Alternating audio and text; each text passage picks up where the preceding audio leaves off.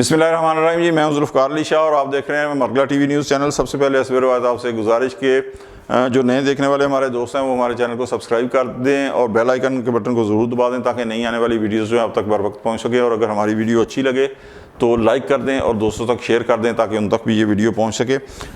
गुजारिश ये है कि आज आप ये देखें कि मैं अपने जो वीलॉग में मुसलसल कहता चला आ रहा हूँ कि गवर्नमेंट को बने हुए अभी एक माह नहीं हुआ। कौन सा ऐसा मुल्क है, कौन सा ऐसा जमहूरी मुआशरा है, कौन सा जो है ना ऐसा समाज है कि जहाँ पर अभी गवर्नमेंट को बने हुए एक माह ना हुआ हो और उसके बाद जनाब आप इसे गवर्नमेंट गिराने की जो है ना हुकूमत गिराने की बातें शुरू कर दें, हुकूमत के खिलाफ तहरीक चलाने की बातें शुरू कर दें।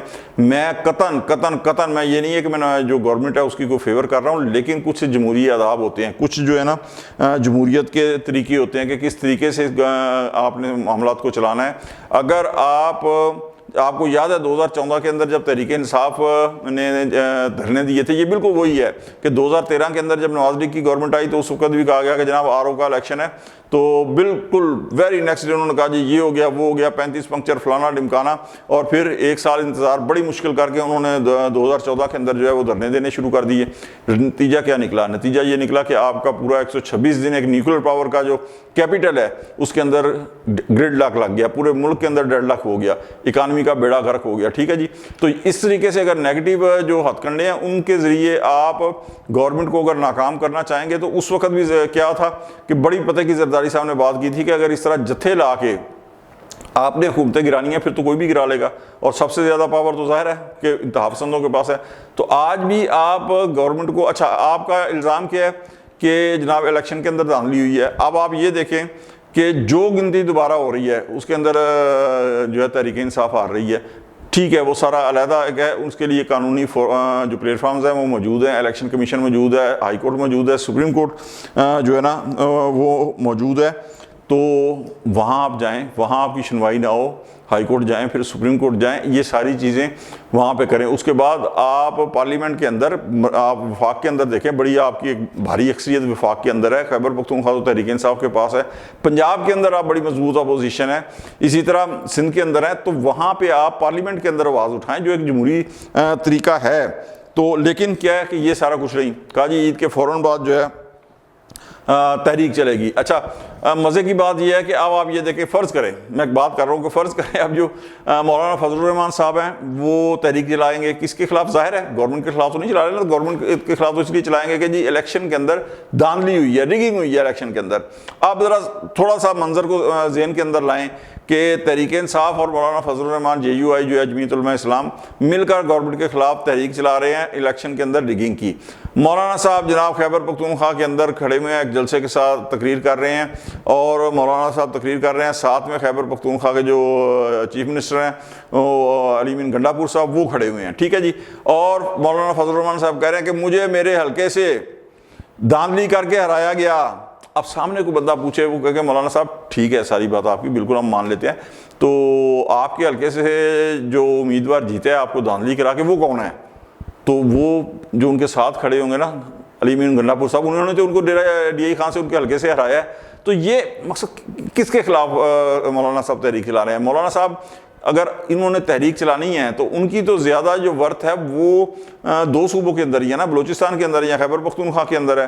तो सबसे ज़्यादा जो उन्हें शिकस्त हुई है, शिकस्त का सामना करना पड़ा है, वो तो खैबर पख्तूनख्वा के अंदर से करना पड़ा है। तो खैबर पख्तूनख्वा के अंदर से अगर वो हारे हैं और उनके खिलाफ धांधली हुई है तो वो किस जमात ने की है?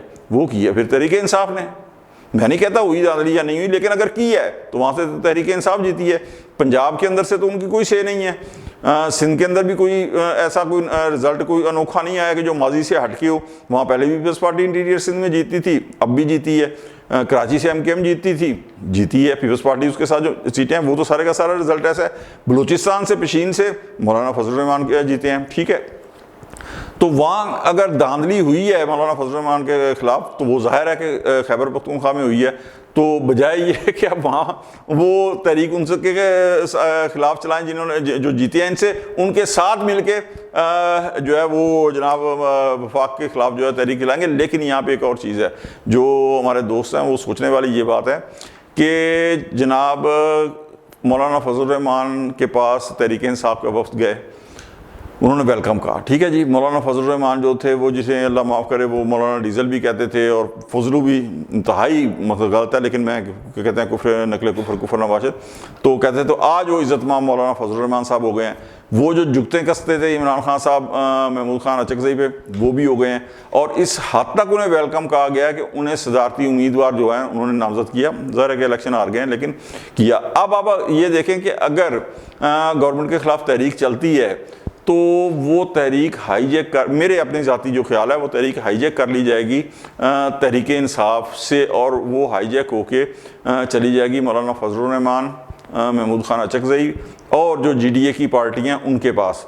और ये सारे एक चीज़ याद रखें कि महमूद खान अचकज़ई बहुत अरसे से, बरसों हो गए उन्हें मियां नवाज शरीफ के साथ उनके बड़े अच्छे तल्लुकात थे। मौलाना फजलुर रहमान साहब के आसिफ अली जरदारी साहब के साथ बड़े अच्छे ताल्लुकात हैं, मियाँ बरादरान के साथ बड़े अच्छे ताल्लुकात हैं। तो ये जो गवर्नमेंट के ख़िलाफ़ तहरीक चल रही है, अव्वल तो ज़ाहिर है कि इतनी जल्दी, मैं जिस तरह मैंने कहा कि ग्रेस पीरियड देना चाहिए, चलनी नहीं चाहिए, लेकिन अगर चली भी तो इसके बाद क्या इसके अंदर गारंटी है कि ये हाईजैक होके तहरीक इंसाफ से उसके बाद अल्लाह आपका भला करे मौलाना फजलुर रहमान और महमूद खान अचकज़ई के पास नहीं चलेगी, आ जाएगी।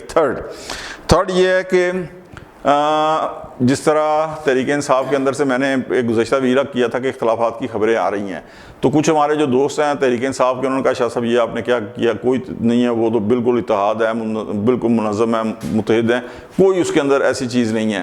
तो अब आपने ये देखा है कि जनाब गुज़श्ता दिनों ख़ुद इमरान खान साहब का जो है वो बयान आ गया कि कुछ कुव्वतें ऐसी हैं जो हमारे अंदर से, यानी पार्टी के कुछ ऐसे बंदे हैं जो पार्टी को तोड़ना चाहते हैं। ठीक है जी, शेर अफजल मरवत का लगा लें, उनके बयानात लगा लें, तो ये तहरीक इंसाफ जो है, मैंने जिस तरह कहा था कि वो इख्तलाफात हैं, तो ये ख़ुद खान साहब के बयानात से ये ज़ाहिर हो रहा है कि इख्तलाफात हैं। ठीक है, अच्छा, उसके बाद आप जिस तरह मैंने कहा ना कि अगर फजलुर रहमान साहब के ख़िलाफ़ धांधली हुई है तो वो खैबर पख्तूनख्वा के में किसी और ने नहीं, वो तहरीक इंसाफ की जो है ना उसकी बेनिफिशरी है।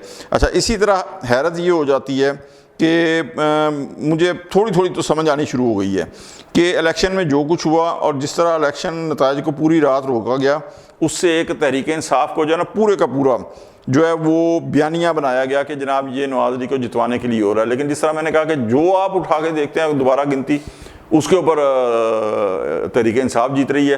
तो अब ये मुझे शुबा पड़ना शुरू हो गया कि ये वो सीटें जिनके ऊपर तहरीक इंसाफ को जितवाया गया था, उसके लिए पूरी रात ये रिज़ल्ट रोका गया या नवाज लीग के लिए रोका गया। तो ये थोड़ी थोड़ी जो है ना ये कड़ियाँ जो गुम हो रही थी वो मिलनी शुरू हो गई हैं। अच्छा, इसके अलावा आप ये देखें कि जो भी होता है, जजेस खत लिखते हैं, उसकी बेनिफिशरी तहरीक इंसाफ बन जाती है।